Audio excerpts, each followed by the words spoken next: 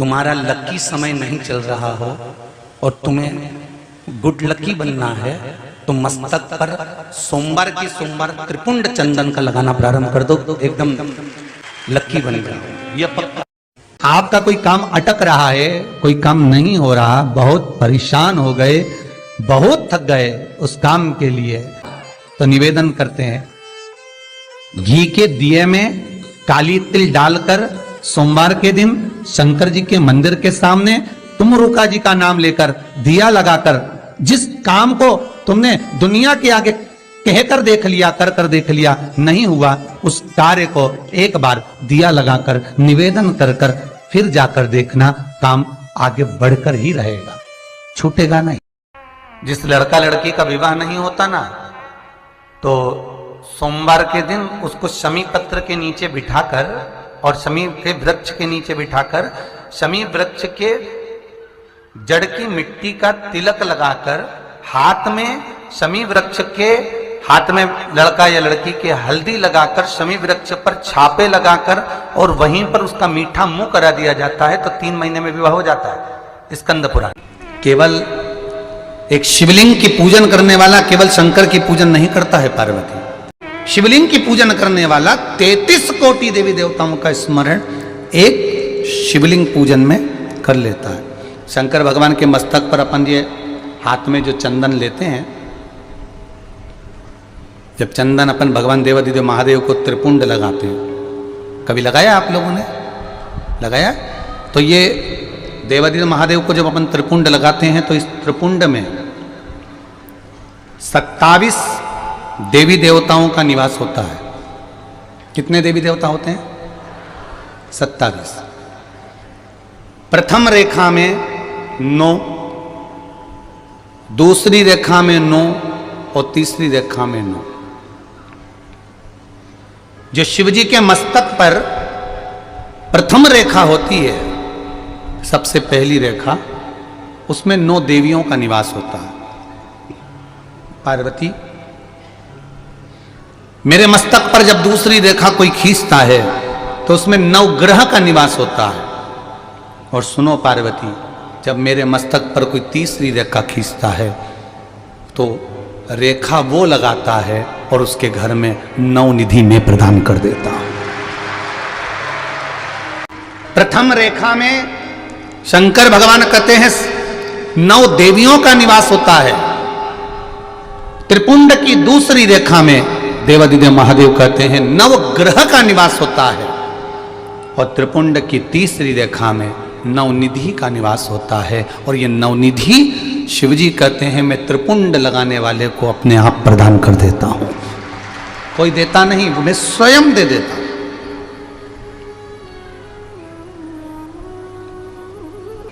हम उस निधि को जानने का प्रयास करें तो यहां शिव तत्व कह रहा है, शिव महापुराण की कथा करी, शिवजी के त्रिपुंड में 27 देवी देवताओं का निवास होता है।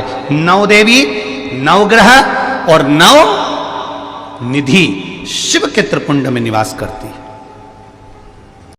के घर में कमाने वाले 2-4 हैं, पैसा तो आ रहा है और घर में टिक नहीं रहा। डॉक्टर में, पुलिस में, एक्सीडेंट आदि में, कहीं गलत जगह पर व्यसन में अगर पैसा जा रहा है, जुए में, मांसाहार, मदिरा पान, या कहीं आया पैसा आने में कमी नहीं, आ रहा है पर टिक नहीं रहा, रुक नहीं रहा।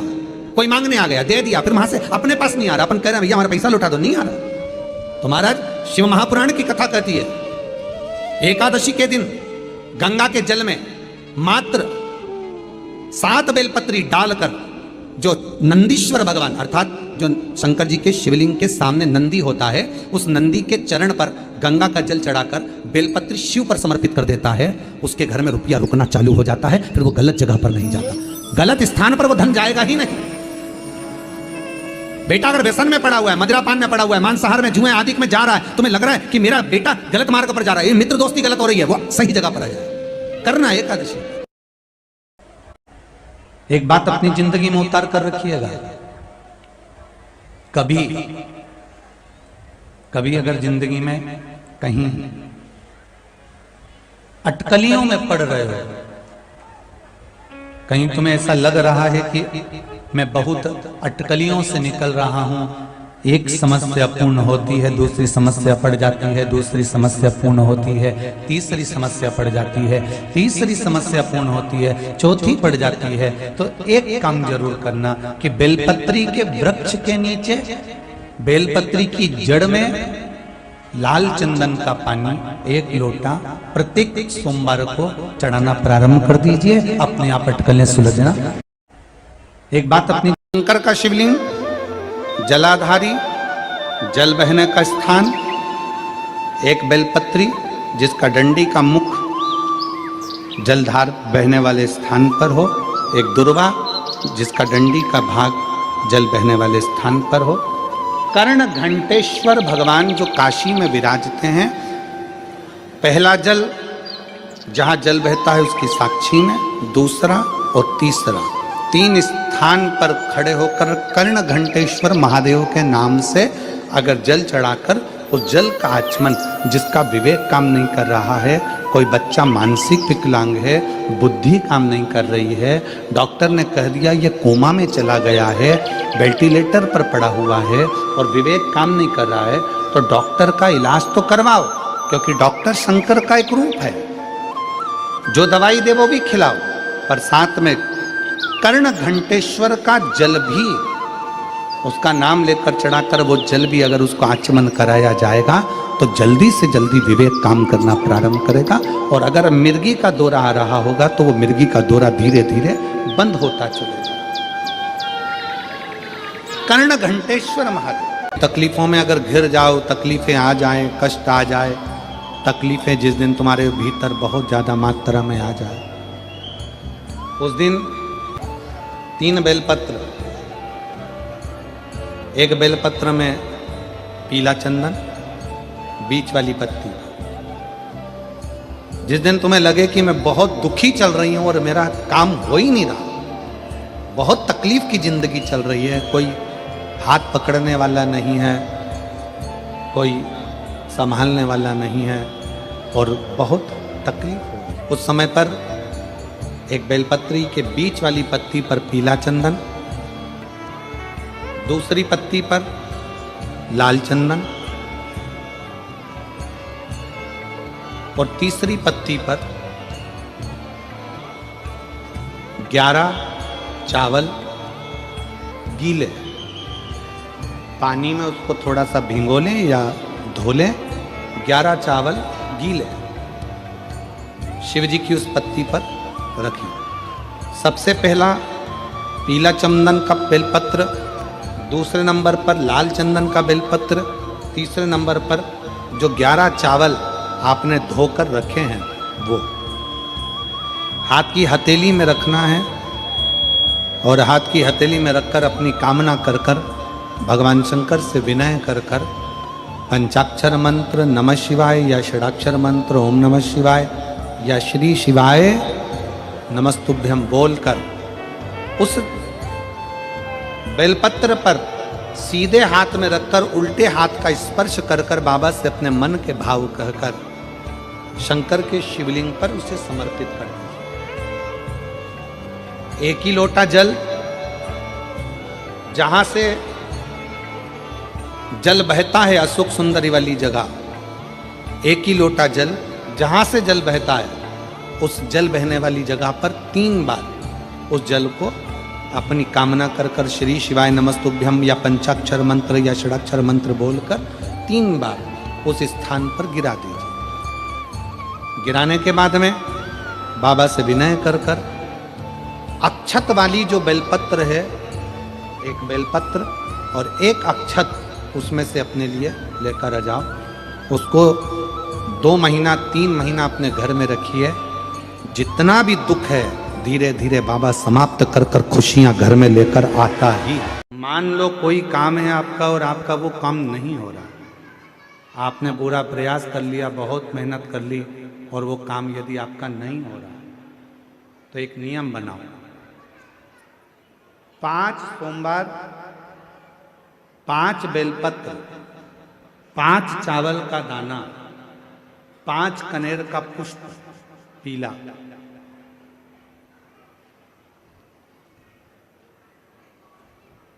शिव जी के मंदिर में लेकर जाइए। सबसे पहले अशोक सुंदरी वाली जगह पर वो 5 बेलपत्र, 5 चावल के दाने और 5 कनेर का पुष्प, अशोक सुंदरी की जगह, आपको मालूम है ना अशोक सुंदरी की जगह सबको। ये जो शिवलिंग है, ये जो जलाधारी है, ये माता पार्वती जी का हस्तकमल है। शिवलिंग शंकर भगवान का स्वरूप है। जल जो बहता है, राइट में गणेश जी, लेफ्ट में कार्तिकेय जी, बीच में एक मोटी सी लाइन होती है शिवलिंग के सामने, वो अशोक सुंदरी का स्थान है।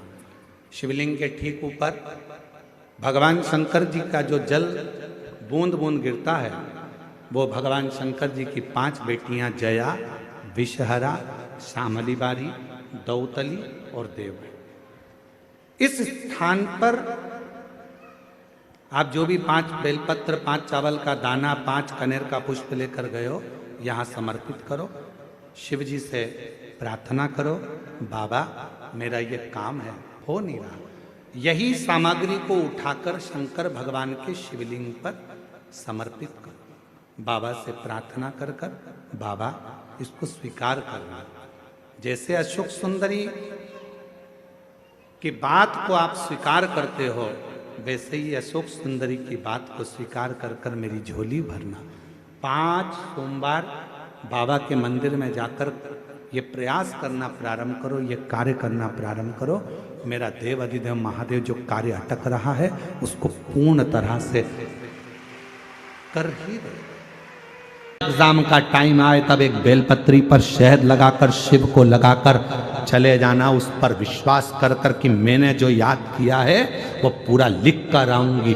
फुल कॉन्फिडेंस के साथ, अपनी मेहनत के साथ एक बेलपत्री शिव को लगाकर फिर जाओ परीक्षा हॉल में। फिर देखो हाथ तुम्हारे होंगे, कलम तुम्हारी होगी और लिखने वाला मेरा महाकाल बाबा होगा। लिखिए। शंकर भगवान को जो समर्पित होता है, बेलपत्री शिव जी को जो समर्पित होती है, जल जो शिव जी को समर्पित होता है, वो थोड़ा सा कहीं चरणामृत के रूप में,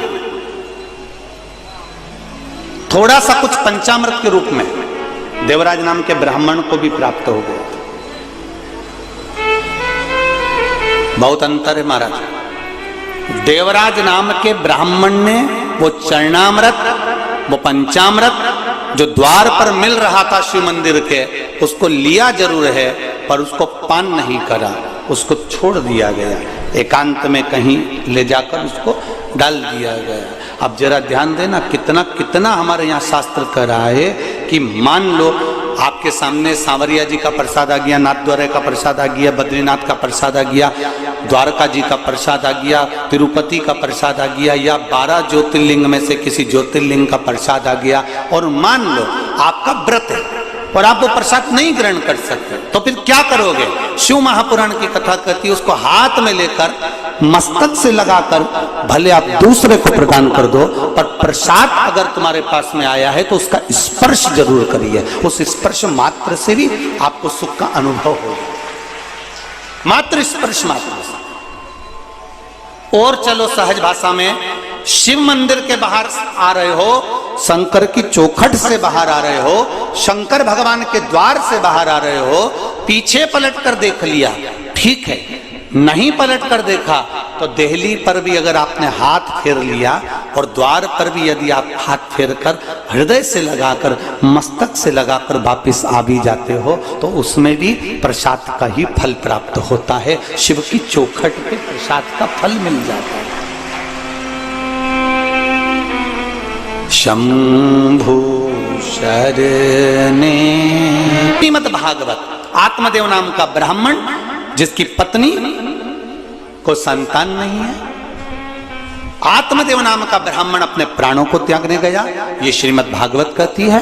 और जाते जाते एक संत मिल गए, संत के चरण पकड़ लिए, बाबा मेरे यहाँ संतान नहीं है, आप कृपा करेंगे? होगी। संत ने कहा तेरे यहाँ 7 जन्म तक संतान का सुख नहीं है।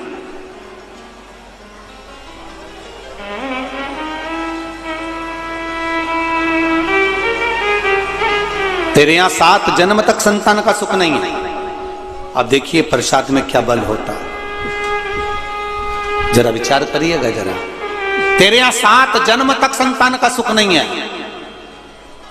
आत्मदेव ब्राह्मण ने चरण पकड़ लिया है, आप कृपा करोगे तो संतान तो होगी, ये निश्चित है।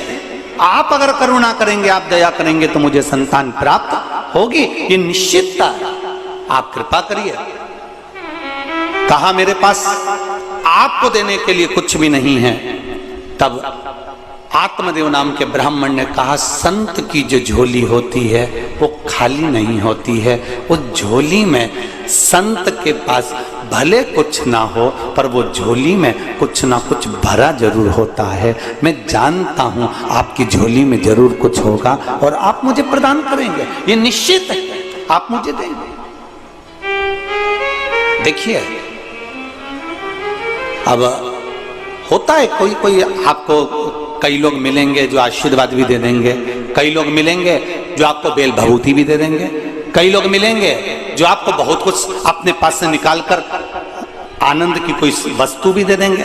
पर शुभ महापुराण की कथा कहती है, शंकर भगवान के पास जाओगे, शिव के द्वार जाओगे तो भगवान शंकर को आपने केवल 1 लोटा जल जो चढ़ाया है, शिव को जो बेलपत्र समर्पित करी है, शिव को जो 1 दावना चावल का समर्पित करा है, शंकर को 1 फूल की अगर पंखड़ी भी चढ़ाई है, तो शिव कथा कहती है आपको मांगने की जरूरत नहीं पड़ेगी। जब आप पात्र लेकर घर जाएंगे तो शिव खुद उसको भरकर भेज देता है, उसमें मांगने की जरूरत नहीं पड़ती। ईश्वर क्या है, भगवान क्या है, जिस दिन तुम्हें समझ में आ गया तुम्हारी जिंदगी सार्थक हो जाएगी। कर्म करो, मेहनत करो, परिश्रम करो और छोड़ते चलो उस देवाधिदेव महादेव पर, लक्ष्य तक वो पहुंचाए।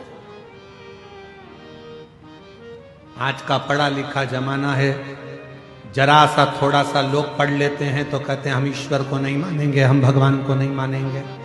थोड़ी अकल लो, वो अंबानी परिवार से थोड़ी अकल लो, करोड़ों का धन है, वैभव है, उसके बाद भी भगवान की भक्ति में हमेशा लगा ही रहते हैं।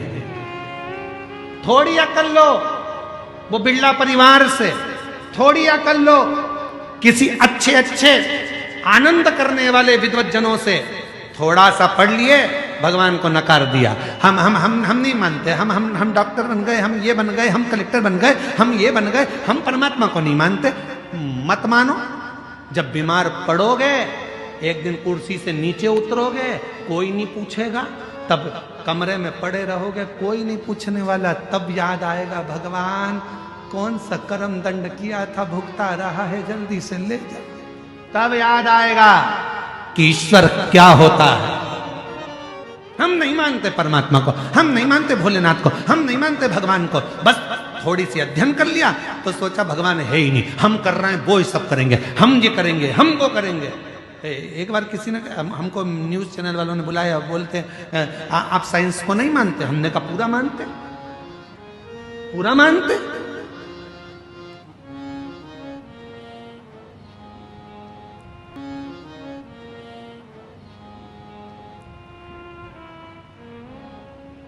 पर आप तो कहते हो कि 1 लोटा जल सारी समस्या का हल। हमने कहा बिल्कुल हम ये कहते हैं, क्योंकि एक समय ऐसा आता है डॉक्टर इलाज करने जाता है, ऑपरेशन करने जाता है, और जब ऑपरेशन बिगड़ता है तब डॉक्टर भी आखिरी में कह देता है अब उसके हाथ में है। मतलब डॉक्टर को भी मालूम है कि एक डॉक्टर और बैठा है जो तुरंत निर्णय पलट देता है और कुछ ना कुछ अच्छा कर देता है, ये उसको भी मालूम है।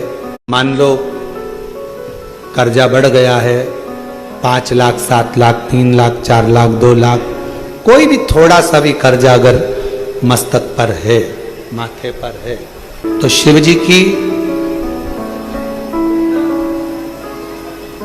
श्यामली बारी नाम की जो कन्या है, बेटी है, उस बेटी का नाम लेकर लाल चंदन बीच वाली पत्ती पर लगाकर लाल कलर का चंदन बीज वाली पत्ती पर लगाकर